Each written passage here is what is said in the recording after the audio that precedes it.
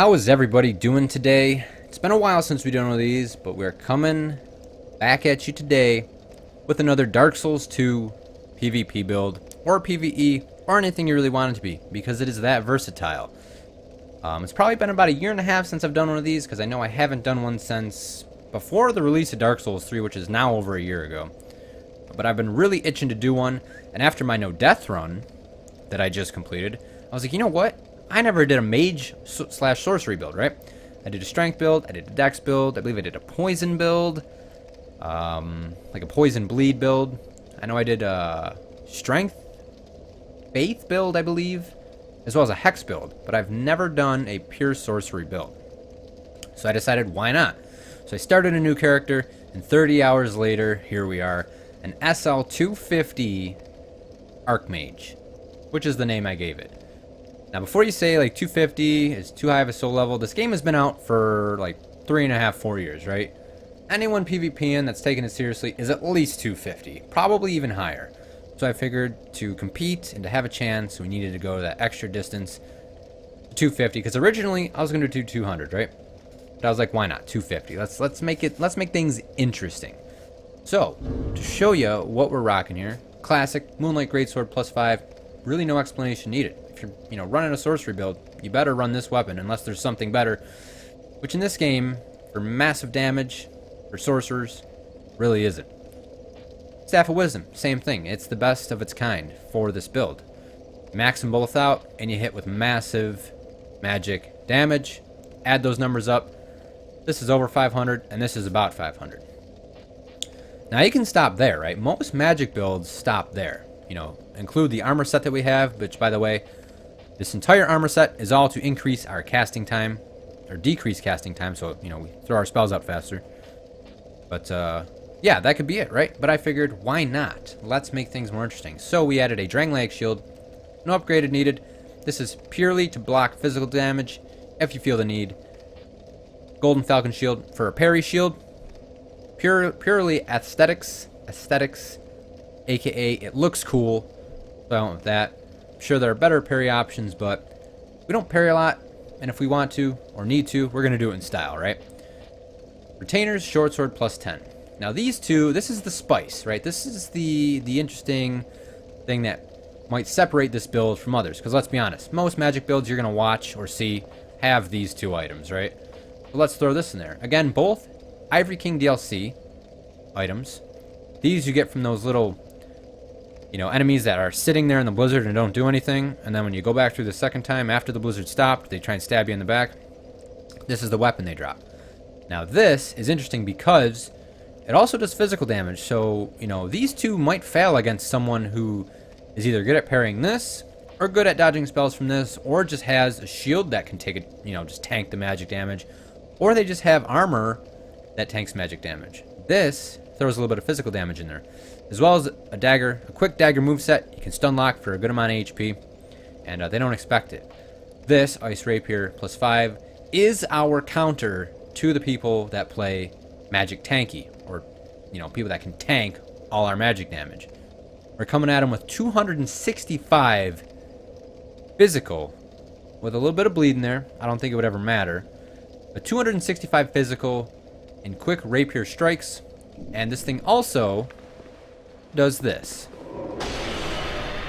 So it basically shoots a soul spear from it if you do the R2 attack, which is kind of cool. Can catch people off guard and get you a free win if you want. Clear Bluestone +2. This shortens spellcasting time along with our armor set. And our Southern Ritual Band +2 allows attunement of additional spells. You can use the Northern Ritual Band, but I don't really need to increase spell uses, and I don't want my HP reduced, so we didn't go with it. The Clear Bluestone and the Southern Ritual Band, you have to use Bonfire Aesthetics to get. I believe you got to kill Najka and Skeleton Lords to get those. Both easy bosses to kill NG+, so you just aesthetic real quick and grab them. This is purely, I guess you could say, opinion, or whatever you like, really. Obviously, the +2 version of these are better. I didn't feel like going to grab them, but it's optimal, I guess. The reasoning behind my Ring of Steel protection choice is, look at our armor. We're wearing, you know, tatters. We have no real physical damage unless we're using the shield. So why not get a little bit more protection against physical damage? And Chloranthy, it's a timeless classic. Everyone loves Chloranthy, right? Get a little bit of stamina back faster, and you're good. Now, if you're invading, or PvEing, or sunbrowing, you know, you can use your healing wares, you know, your Wilted, your Twilight, your Amber, which, you know, give you back spell uses. Your Crimson and Rouge Water, which give you back spell uses, and increase your HP, kind of like a mushroom would, an Elizabeth mushroom. Poison Moss, you can carry it in PvE, PvP, to, you know, heal your poison. Some people try and, you know, run cheesy poison builds. And then Throwing Knife, chip the damage in, right? It can interrupt spell casting, hex casting, you know, shooting a bow, I believe, even. So it's another cool little tech. And these two items you can use in the arena, so, you know, you can use them there if you have the circumstance come up, you know, that you need them. So that's pretty much the build. It's an SL 250, like I said. Let's look at our stats. Our stat, you know, spread, I guess. As I said, 250. We are running 45 Vigor and Endurance because we want to have a decent amount of health and stamina for this build, to swing our big great sword, to roll around, to take hits from, you know, people wielding great weapons, strength weapons. Vitality doesn't need to be that high. This is where you could take some stuff off, especially if you don't want to use all the items I'm using. The only thing that's heavy that we're carrying is our great sword. Our armor's nothing, and everything else is nothing. Attunement, you want that at least 50 because it's going to give you a lot of spell slots. That's a major thing. Let's see. Strength and Dex need to be 18 so you can wield the Moonlight Greatsword. Int, or Intelligence, needs to be at least 50, 55 because that's going to, you know, pump out your damage for your magic. Faith, you don't need to touch because that's for miracles. Adaptability, that's kind of where I threw in some extra points too that I had. That kind of just protects you from things like poison, bleed, can help you not die as fast to those kind of builds if you end up facing them out there in the world. But the big things are the attunement and the int. You want them both have at least 50, and I'd probably recommend at least 35 vigor and endurance, as well as maybe 25 vitality. But that is the stat lineup. And now to show you some spells real quick before we jump into the arena. 2 instants of Crystal Soul Spear, 2 instants of Soul Spear, 1 thing of Homing Crystal, 1 thing of regular homing. We got our Soul Greatsword, wonderful weapon. And then we have the 3 that you might be like, why use those? Those don't do anything, right? They don't do a lot of damage. They're more chip damage, right? But our Vortex, our Shower, and our Geyser are for UI, which UI is basically like anything you see on the screen. Like if someone does a firestorm and you watch all the fire come up to the ground, that's all UI, right? That's very, something like a firestorm, if done right in front of you, you know, clouds it, right? You really can't see what's behind it. You know, have a hard time. That's what these are. Because watch this thing. You're going to throw this out, right? And, you know, your opponent's not going to be able to see very well. Then you throw out one of these, right? They still can't see very well. They're dodging. You know, you hit them with a poke maybe, or boom, right through it all. You hit them with 1,000 damage Crystal Soul Spear. So that's what we're going to be using that stuff for. And I think I showed you this. And this is another move most people don't see coming, is this. So we'll be trying to put those to effective use in the arena. So let's get right into it.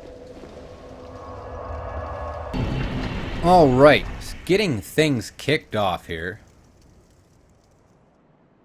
We're going to start things off with our Homing Crystal Soul Mass.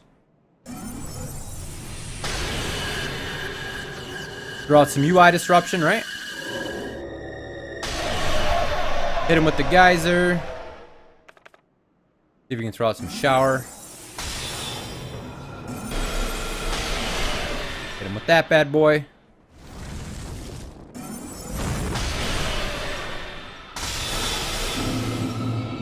And then hit him with the Homing Crystal Soul Mass.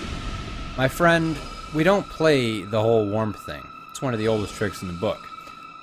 I don't know what that guy was doing. It seemed like he was trolling a little bit. He kind of like emoted there for a couple seconds. But you did see how much the Crystal Soul Spear connected with. It was most of his health, right? And then at that point, you're just playing the chip game. Alright, here we are. Match number 2. We're going to throw up the Homing Crystal Soul Mass as always. See See what this man has to offer us.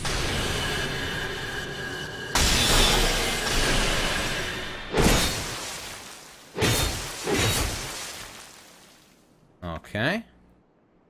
Pull out the rapier, right? Let's now that he's given us some time, let's throw that back up.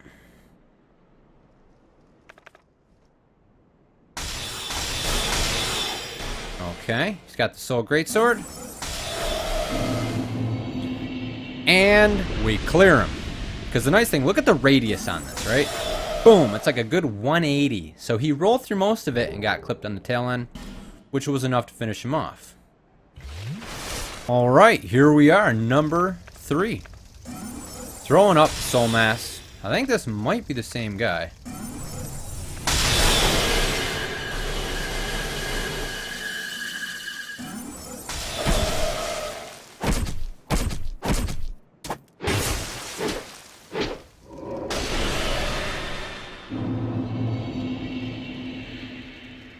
Alright, rolled off the edge.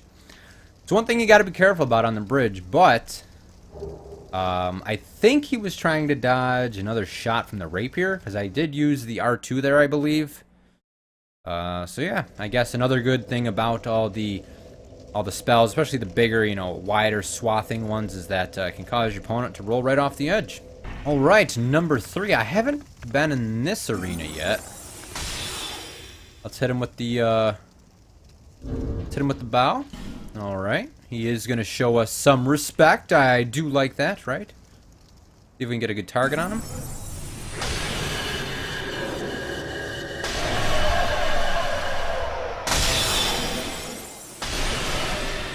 You can only block that for so long, sir.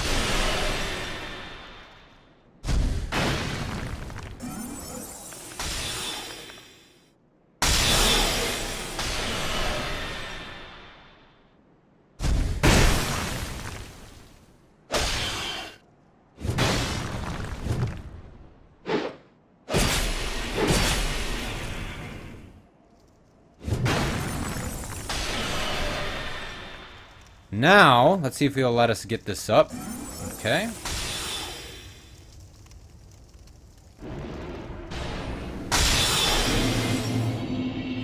Unfortunate.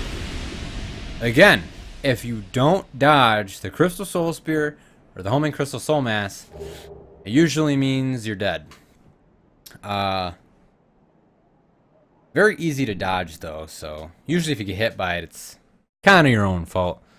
But one of the advantages of running the Soul Mass, the Homing Soul Mass, is it kind of forces a roll out of your opponent, so you can, if you're good enough, you can take advantage either with one of these or the Soul Greatsword. Okay. Our next tool here, I believe this is number 5. Number 5, yes. I kind of want to start things out with the rapier here. See what we can work. This guy gonna come up behind us here. What's he gonna do?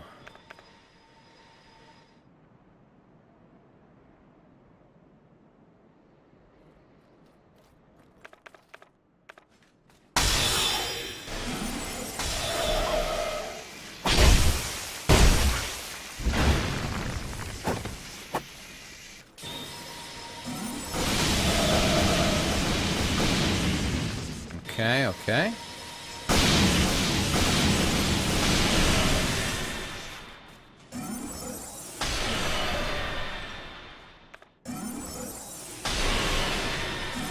Give us time to put up the homing again.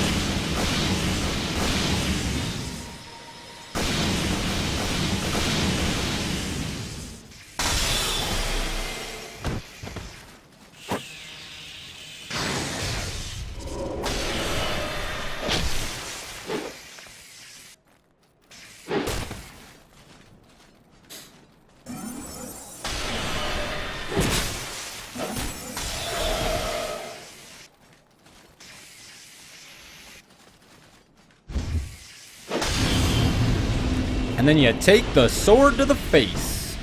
Alright, we are battling the goddess Athena yet again. And open things up with our soul mass. We're going to go right into a vortex.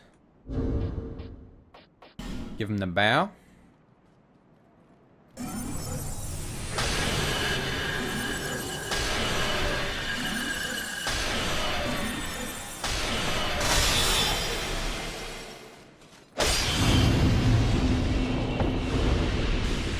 So yeah, that one I was just feeling like being a little relentless, right? Make him dodge, make him dodge, make him dodge. Hit him with the sword shot. Hit him with the R2, the Moonlight Greatsword. Okay. Open things up with our Soul Mass. And we're going to go straight for our Soul Spears here. We're not going to mess around.